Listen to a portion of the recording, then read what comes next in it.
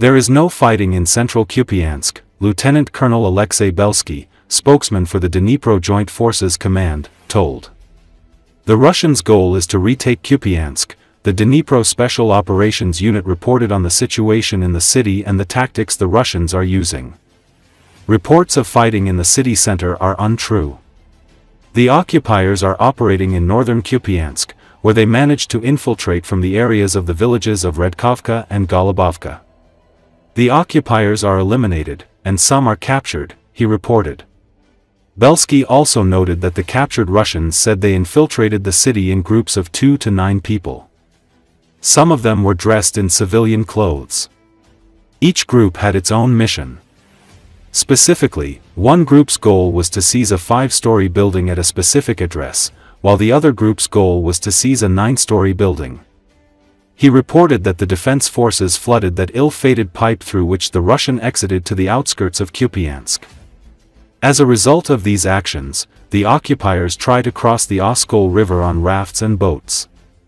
The occupiers have also been tasked with killing all civilian males between the ages of 18 and 60. Women and children are to be used as human shields if necessary. An operation is currently underway to block and eliminate the occupiers who have infiltrated Kupiansk, said a spokesman for the Dnipro Joint Forces movement. While the Russian propaganda machine disperses fakes about Kupiansk and its surroundings, the Russian stormtroopers themselves share unforgettable impressions and send greetings to their commander, Orla, the hero of Russia, better known as the commander of the death squad. Therefore, Orla himself, who planned the operation brilliantly, threw them without support, without food, forced them to remove plates from bulletproof vests before entering the tube.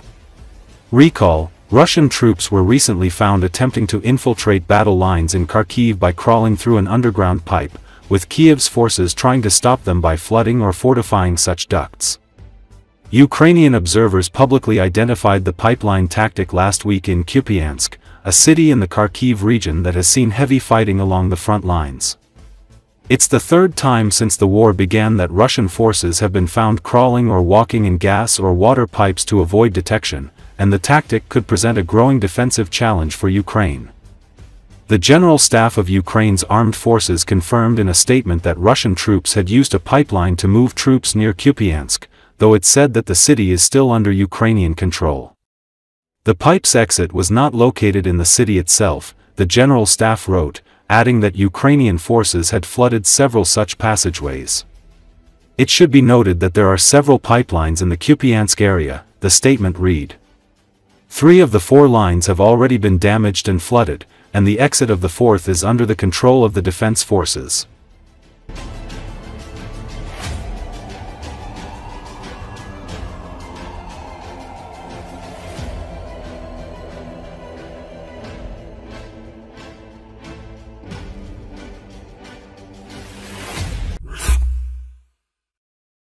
The widow of Alexei Navalny claimed on Wednesday that 2 independent labs have found that her husband was poisoned shortly before his death in a Russian prison.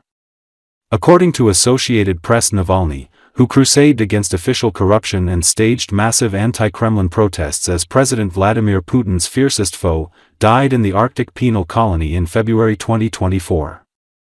He was serving a 19-year sentence that he believed to be politically motivated. Authorities said that the politician became ill after a walk but have otherwise given few details on his death. He was 47. In a video released Wednesday, Yulia Navalnaya said that biological samples from Navalny's body had been taken out of Russia and tested at 2 laboratories abroad. She said that both laboratories concluded that Navalny had been poisoned, but had not released their findings due to political considerations.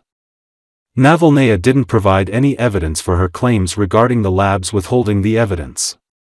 She did not elaborate on what the alleged poison was and didn't provide concrete proof to back up the claims he was poisoned. The 2 countries' laboratories came to the conclusion that Alexei was murdered, namely poisoned, Navalnaya said in the video, which was posted on social media. In the clip, she questioned the lack of video footage from the prison and showed images purported to be of Navalny's cell on the day of his death showing vomit on the floor. She did not provide direct proof that Navalny had been poisoned or that it had been carried out by prison authorities.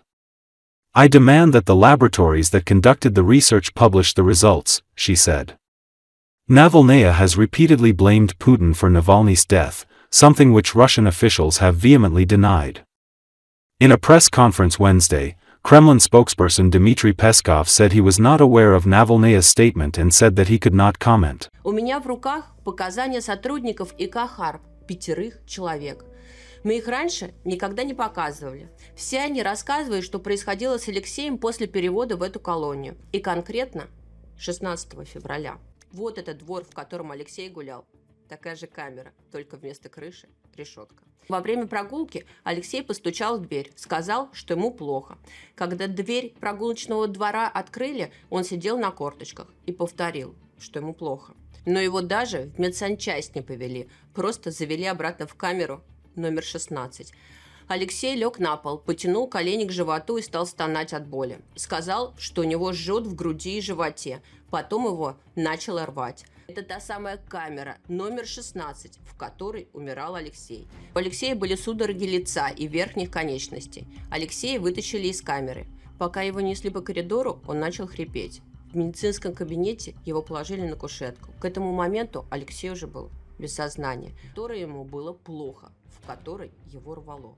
В 13:25, спустя больше чем 40 минут после того, как Алексею стало плохо, вызвали скорую. Прибывшая через 10 минут скорая попыталась реанимировать Алексея, но безуспешно. В 14 часов 17 минут кардиограмма перестала показывать сердечную деятельность.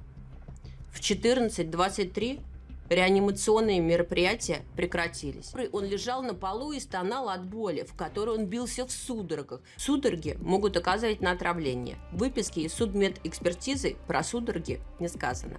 Но там есть упоминание кровопотеков на локтях и коленях Алексея, полученных за 30-40 минут до смерти. И тогда же произошедшее кровоизлияние в области темени. Алексей в судорогах бился о пол. Вот откуда, по всей видимости, эти следы.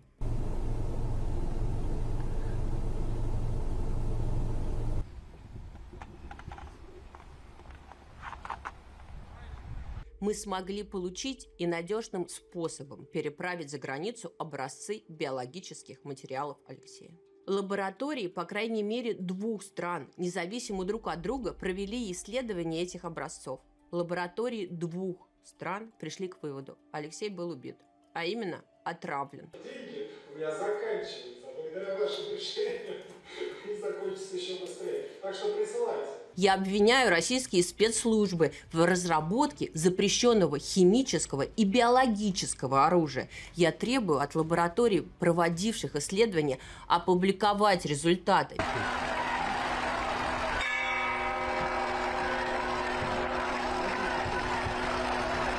Есть ли у вас какие-то комментарии на этот счет? Нет, мне ничего не известно об этих заявлениях, и здесь я ничего не могу сказать.